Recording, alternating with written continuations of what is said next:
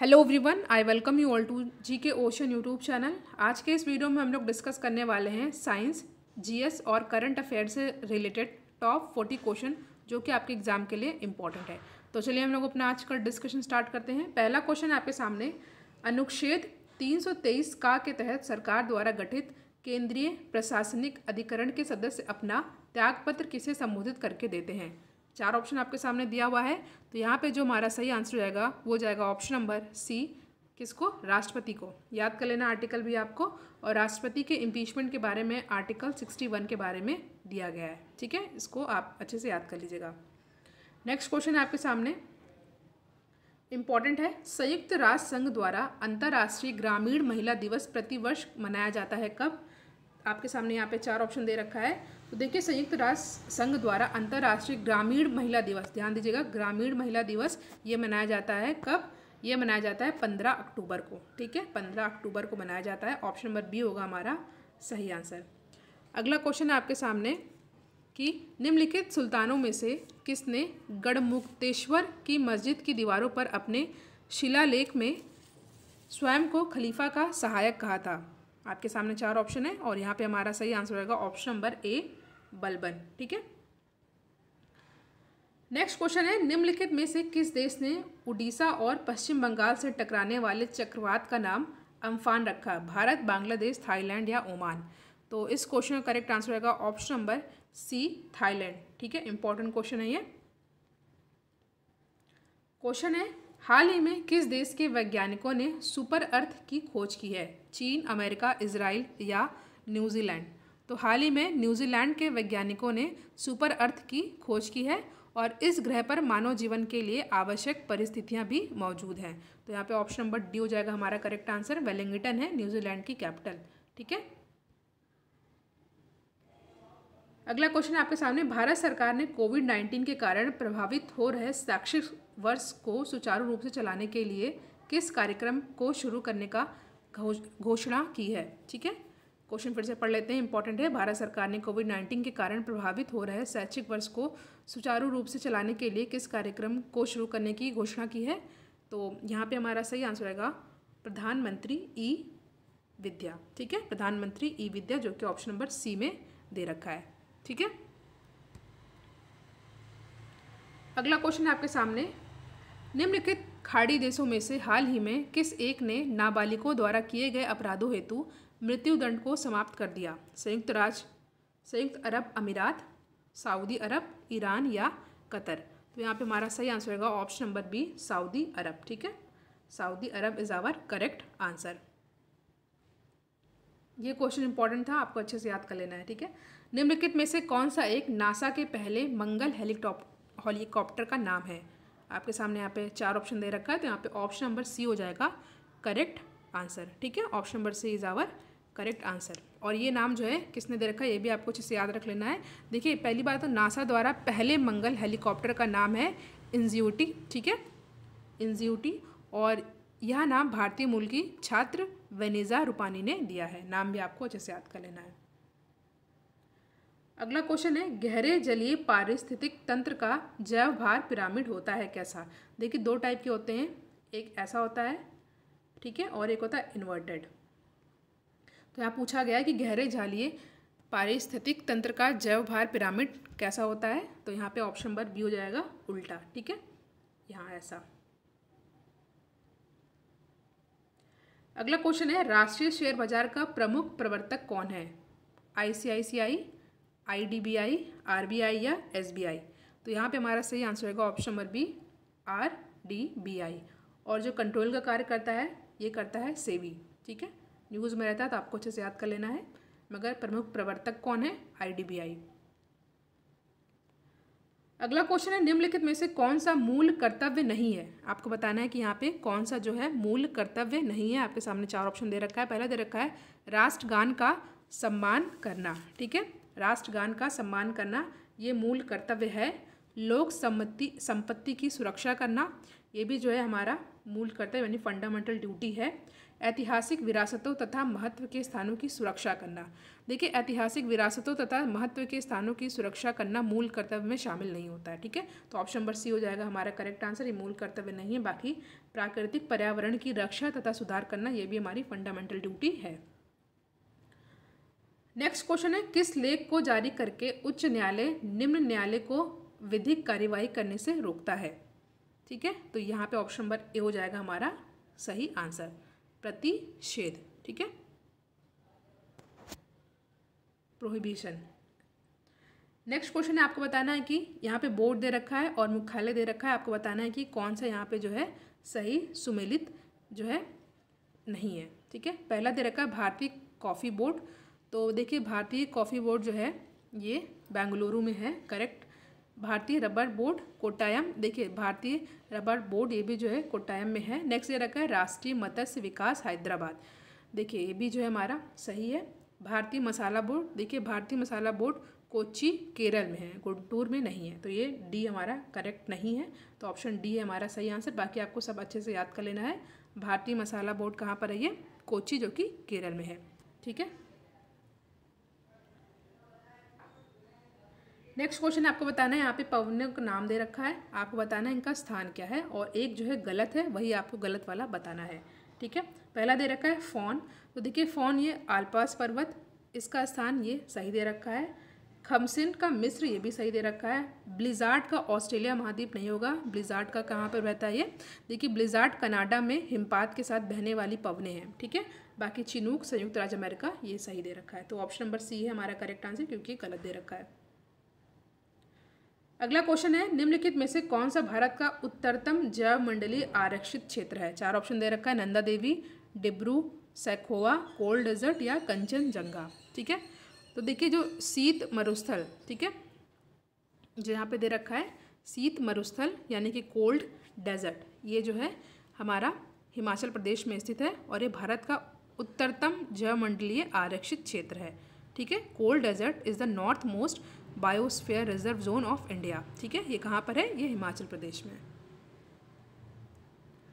Next question है, कांग्रेस के 1905 के बनारस अधिवेशन के संबंध में विचार करना है।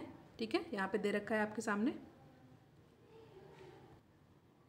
इसमें आपको बताना है कि कौन सा कथन गलत है। ठीक है, कांग्रेस के 1905 के बनारस अधिवेशन के संबंध में विचार करना है। ठीक है, पूरा क्वेश्चन यहाँ पे हुआ नहीं है, तो आप बताना है कि कौन सा कथन गलत है। तो पहला दे रखा है, इसकी अध्यक्षता दादा भाई नौरोजी ने की थी। देखिए जो 1905 का कांग्रेस का अधिवेशन जो कि बनारस में हुआ था, इसकी अध्यक्षता गोपाल कृष्ण गोखले जी ने की थी। तो पहला ही हमारा गलत है, तो ऑप्शन नंबर 1 हो जाएगा हमारा सही आंसर। बाकी दूसरा तीसरा दे रखा है, इसको आपको अच्छे से याद कर लेना है। इस अधिवेशन में गोपाल कृष्ण गोखले को विपक्ष के नेता का पद दिया गया था। ठीक है, और यहाँ पे दे रखा है कि स्वदेशी को बंगाल के बिहार विस्तारित करने का निर्णय किया गया। ठीक है, नेक्स्ट क्वेश्चन दे रखा है, भारत के स्वतंत्रता संघर्ष के दौरान निम्न घटनाओं को आपको क्रमानुसार लगाना है। ठीक है, तो पहला दे रखा है Nehru report, Simon commission, Dandi यात्रा और कम्युनल अवार्ड। ठीक है, आपको इसको अच्छे से लगाना है। देखिए जो नेहरू रिपोर्ट थी, नेहरू रिपोर्ट जो है ये 1928 अगस्त की। ठीक है, साइमन कमीशन भारत आया था ये 8 नवंबर 1927। दांडी यात्रा, इसका टाइम पीरियड है मार्च 1930 और कम्युनल अवार्ड ये है 1932। ठीक है, तो यहाँ पे जो हमारा सही आंसर होगा ये हो जाएगा ऑप्शन नंबर ए। ठीक है,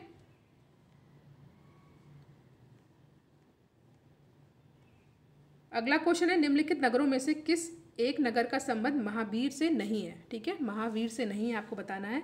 तो देखिए ऑप्शन नंबर बी है यहाँ पे हमारा करेक्ट आंसर। देखिए वैशाली को महावीर स्वामी का जन्म स्थान, ठीक है, पावापुरी को निर्वाण स्थान तथा चंपा को महावीर के उपदेश के लिए जाना जाता है। ठीक है, जो लुम्बिनी है ये भगवान बुद्ध से संबंधित है। नेक्स्ट क्वेश्चन है, भारत छोड़ो आंदोलन के दौरान जवाहरलाल नेहरू अल्मोड़ा जेल में बंद थे, मौलाना आज़ाद कलाम कैद थे कहाँ पर?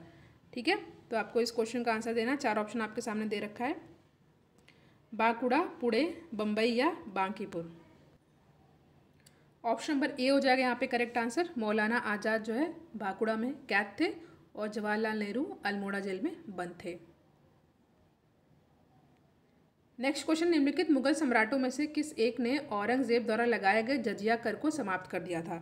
देखिए, वर्ष 1707 में बहादुर शाह प्रथम, जिसे शाह आलम के नाम से भी जाना जाता है, मुगल सिंहासन पर बैठे थे और इसने हिंदू सरदार एवं राजाओं के प्रति सहिष्णुता की नीति अपनाई थी और औरंगजेब द्वारा लगाए गए जजिया कर को समाप्त कर दिया था। तो ऑप्शन नंबर बी है यहाँ पे हमारा correct answer, most important question.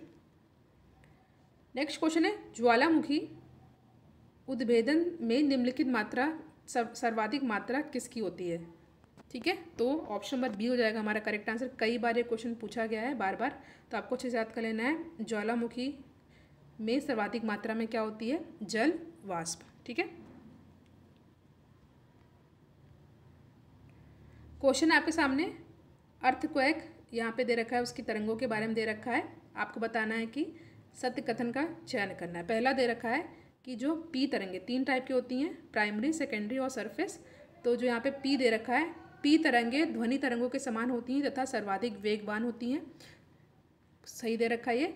S तरंगे सर्वाधिक विनाशकारी होती हैं, ये दे रखा है। देखिए, एस तरंगे प्रकाश तरंगों की एक्स तरंगे जो होती हैं ये प्रकाश तरंगों के समान होती हैं और ये द्रव में विलीन हो जाती हैं। और जो एल तरंगे होती हैं ये धरातलीय तरंगे होती हैं जिनकी गति सबसे कम होती है, किंतु ये बहुत ही विनाशकारी होती हैं। ठीक है, तो यहाँ पे जो हमारा ऑप्शन ए है ये करेक्ट हो जाएगा। ठीक है, ऑप्शन ए में पहला और तीसरा सही दे रखा है।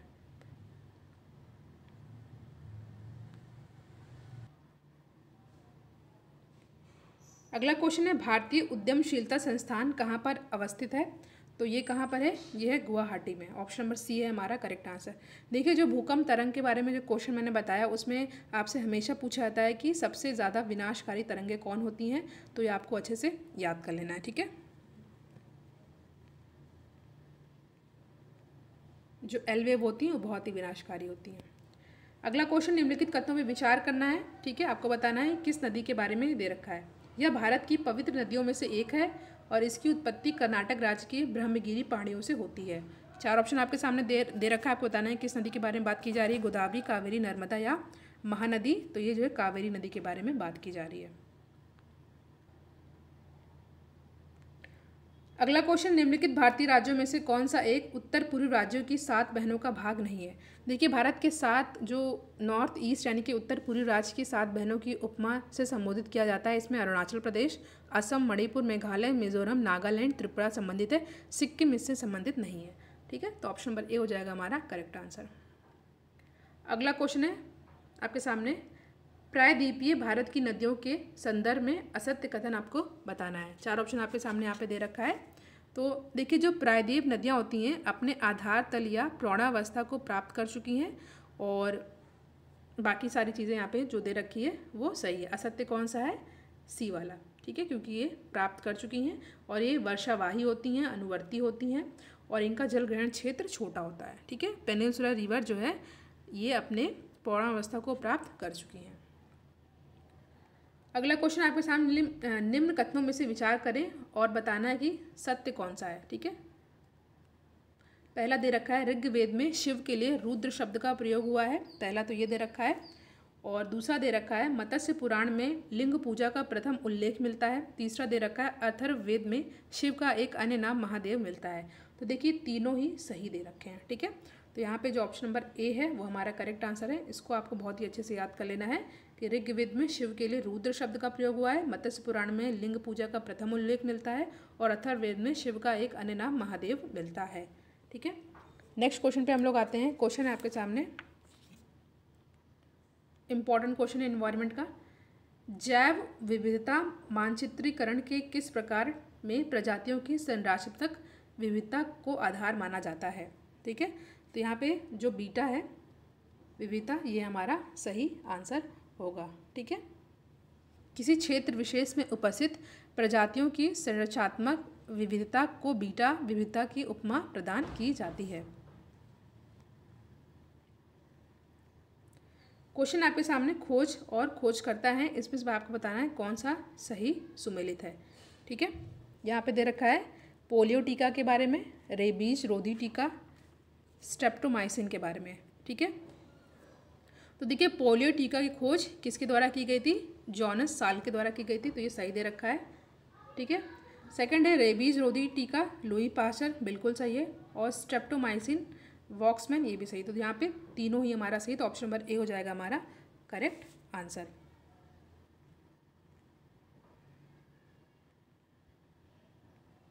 नेक्स्ट क्वेश्चन है निम्न कथनों में से कौन सा असत्य है, आपको बताना है। पहला दे रखा है अटलांटिक महासागर की सर्वाधिक लवणता सार्गासो सागर में पाई जाती है। दूसरा दे रखा है एल्यूशियन एक गर्म जलधारा है। तो देखिए यहाँ पे जो दोनों कथन दोनों ही गलत दे रखे हैं। ठीक है, ये भी क्वेश्चन इंपॉर्टेंट है, कई बार पूछा गया है। निम्नलिखित पर विचार करना है, फिर आपको बताना है इनके आकार को घटते आकार के क्रम में व्यवस्थित करना है। तो सबसे बड़ा आइलैंड कौन सा है? सबसे बड़ा आइलैंड ग्रीनलैंड है। ठीक है, ग्रीनलैंड के बाद कौन सा आता है? न्यू गिनी आता है। उसके बाद आता है बोर्नियो, फिर बैफिन द्वीप, यानी कि ऑप्शन नंबर ए हो जाएगा यहाँ पे हमारा सही आंसर। ठीक है, याद कर लीजिएगा, पहले ग्रीनलैंड, फिर न्यू गिनी, देन बोर्नियो, फिर बैफिन, ये घटता क्रम, यानी कि सबसे बड़ा हमारा फर्स्ट नंबर पे आता है, सेकंड पे ये, थर्ड पर है। अगला क्वेश्चन है हिमालय भूकंपीय क्षेत्र किस पेटी के अंतर्गत आता है? तो यहाँ पे जो है ऑप्शन नंबर बी हो जाएगा हमारा करेक्ट आंसर, मध्य महाद्वीपीय पेटी के अंतर्गत। ये क्वेश्चन इंपॉर्टेंट है। विश्व का सर्वाधिक विस्तृत ब्लॉक पर्वत कौन सा है? ब्लॉक माउंटेन कौन सा है? चार ऑप्शन आपके सामने दे रखा है, ब्लैक फॉरेस्ट, वासजेस, शियारा नवेदा या मोनाकी पर्वत। तो ये कई बार पूछा गया प्रश्न है, तो ऑप्शन नंबर सी हो जाएगा हमारा सही आंसर। देखिए शियारा नवेदा विश्व का सर्वाधिक विस्तृत ब्लॉक पर्वत है और यह संयुक्त राज्य अमेरिका के कैलिफोर्निया में है। ठीक है, C is our correct answer. Next question है अग्नाशय को पाचन रस के लिए उत्तेजित करने वाला हार्मोन कौन सा है? बहुत ही इंपॉर्टेंट क्वेश्चन है। तो यहाँ पे ऑप्शन नंबर डी यानी कि सिक्रेटिन हमारा हो जाएगा सही आंसर। बोटुलिज्म रोग होता है जीवाणुओं से, विषाणुओं से, प्रोटोजोआ या कवक से? तो ये होता है जीवाणुओं से, ऑप्शन नंबर ए है हमारा सही आंसर। अगला क्वेश्चन इंपॉर्टेंट है, निम्नलिखित में से कौन सा हार्मोन गर्भधारण के लिए आवश्यक लक्षणों के विकास को प्रेरित करता है? एस्ट्रोजन, प्रोजेस्टेरॉन या रिलैक्सिन, या इनमें से कोई नहीं? तो ऑप्शन नंबर बी हो जाएगा, प्रोजेस्टेरॉन जो है ये हार्मोन जो है गर्भधारण के लिए आवश्यक लक्षणों के विकास को प्रेरित करता है। ठीक है, लास्ट क्वेश्चन है आज का कि मस्तिष्क का कौन सा भाग ऐच्छिक क्रियाओं तथा स्मरण क्षमता आदि को नियंत्रित करता है? तो इस क्वेश्चन का करेक्ट आंसर हो जाएगा ऑप्शन नंबर डी। ठीक है, option number D is our correct answer. तो यहाँ पे हमने 40 क्वेश्चन को डिस्कस किया। आई होप ये क्वेश्चन आपके लिए हेल्पफुल हो। वीडियो को लाइक शेयर ज़रूर करिएगा। Thank you.